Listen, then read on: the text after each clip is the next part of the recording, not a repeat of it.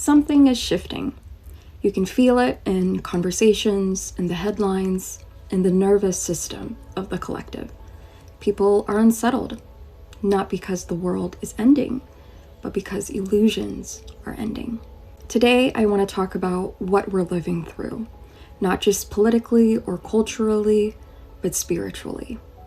We're going to break down the stages of awakening, from disruption to embodiment, how to move through them without losing your sense of peace, without losing your faith or your humanity. Because exposure is not the same as collapse. It's initiation.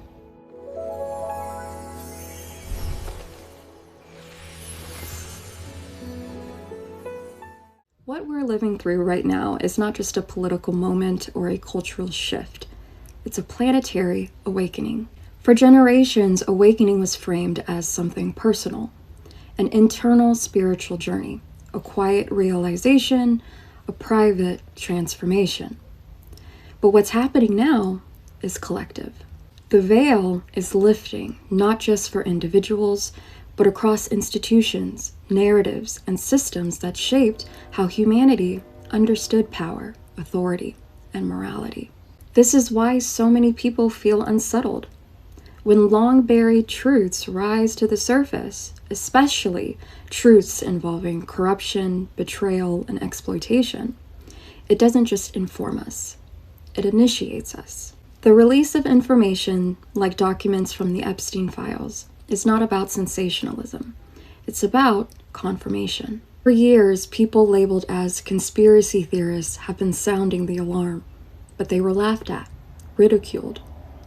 But people are starting to get confirmation that these were never just conspiracies, but actually difficult truths. And confirmation has a different psychological impact than suspicion. This is why, if you've been awake for years now or have known these revelations for a long time, you might be feeling a little bit of PTSD. What people once felt intuitively but were told to ignore is now harder to dismiss. And that moment when denial collapses is when awakening begins. Awakening always moves in stages. The first stage is disruption. This is the crack in the illusion, the moment when the story you were given about the world no longer holds. Something feels off, something doesn't reconcile. Mastery at this stage means resisting the urge to immediately explain it away. You let the discomfort exist. You let the illusion break. This is the stage where you have to start practicing how to listen to understand instead of listening to respond. The second stage is anger and grief. This is the stage a lot of the collective is navigating through right now.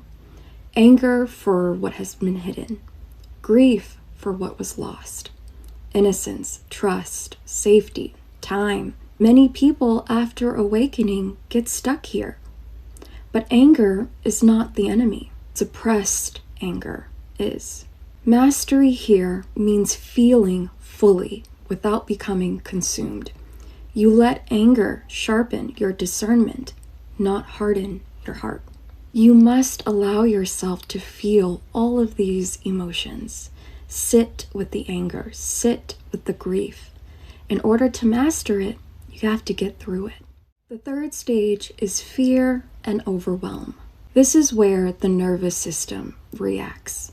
Everything feels unstable. You may feel anxious, hypervigilant, or emotionally exhausted. This is not to be confused with weakness. It's biology. Mastery here means learning to regulate, to come back into the body, to slow the breath. Learning to stay present without spiraling into catastrophe. This is the stage where grounding is so important, being intentional about rest and not feeling bad about it. We have to allow our bodies time to catch up with these new revelations we're receiving mentally. This is also the stage where you feel you need to share with the world everything you've learned and come to realize. Start acting like an alarm, trying to wake everyone up. And when they don't see what you see, it hurts. And you feel bad because you know that people are living a life that isn't genuine. They lash out at you, not because you're wrong, but because they're not in the frequency to be able to understand and hold what you're saying. When you awaken, you become a glitch in the matrix. And when you speak truths to people who aren't ready to hear it yet, you trigger their nervous systems. This makes this the hardest stage to navigate. Because once you unplug from the matrix, you want to unplug everyone else. And when they're not ready to be unplugged, you're stuck there, standing, watching, and waiting. And it can feel very lonely. This is why the next stage is so important. The fourth stage is withdrawal. You naturally pull back from noise, distractions, and conversations that no longer align. Old interests fade, old identities loosen. This is your rebirth. Don't think of it as isolation. Think of it as integration. Mastery here means choosing stillness without avoidance, choosing reflection without disassociation. This is the stage where we look back on our life and revisit our lessons. We reevaluate what's no longer important and make decisions on what we feel is now important now that we have a new perspective. This stage includes acceptance. Acceptance to what has been, and acceptance and understanding that not everyone is meant to awaken at the same time. People choose at a soul level before they even come here when they awaken and what triggers it. God's plan is different for everyone. Here is when you stop acting like an alarm and start operating as a beacon for those who are ready. The fifth stage is discernment. This is where clarity returns. You stop reacting to every headline. You stop trying to wake everyone up. You begin to understand where your energy belongs and where it doesn't. Mastery here means wisdom over outrage. You see clearly without being pulled into chaos. You learn how to listen to your intuition, how to master your discernment. This is the stage that brought me closer to God, because mastering your discernment is kind of hard to do without Him. The sixth stage is embodiment. Truth stops being something you argue about and becomes something you live. Values stabilize, your nervous system steadies, your presence carries weight. Mastery here means alignment, operating from truth, doing what you know is right consistently, even when no one's watching, even when it's quiet. Learn how to operate in your truth. You embody a quiet wisdom, and you model what it means to be sovereign. This is the stage you learn how to live now that you're awake. The seventh stage is service. Not necessarily preaching and trying to save others, but standing rooted enough that others feel safe to awaken when they're ready.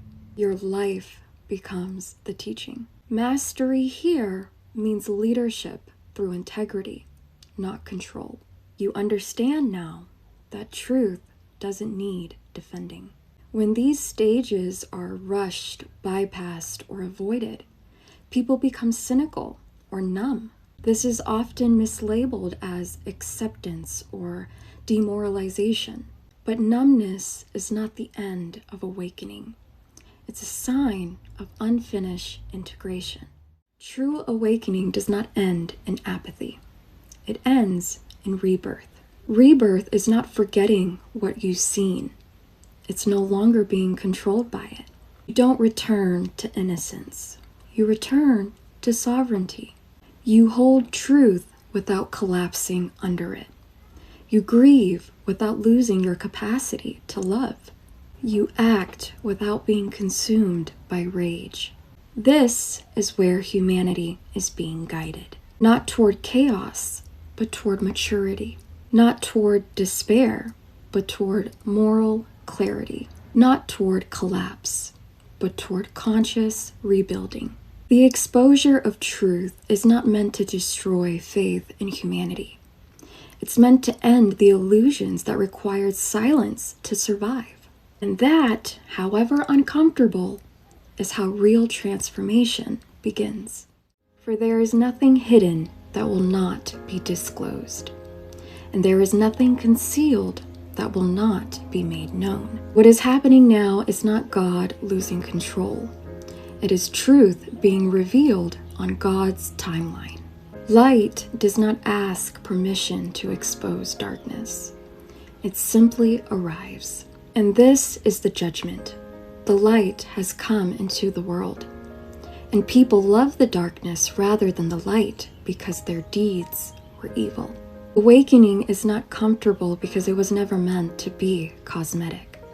It's meant to separate the illusion from the truth, fear from faith, and sleep from sight.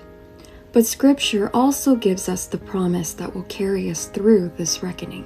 Arise, shine, for your light has come, and the glory of the Lord rises upon you. Darkness covers the earth, and thick darkness is over the peoples.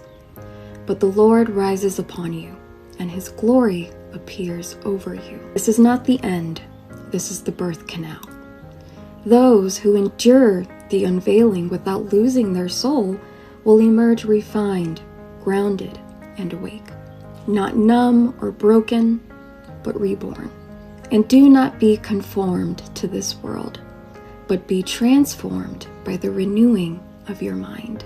This moment in history is humanity's renewal, remembering, and rebirth. And nothing hidden can stop what God has already brought into the light. If this video resonated with you, I invite you to like, share, and subscribe. And until next time, peace be with you.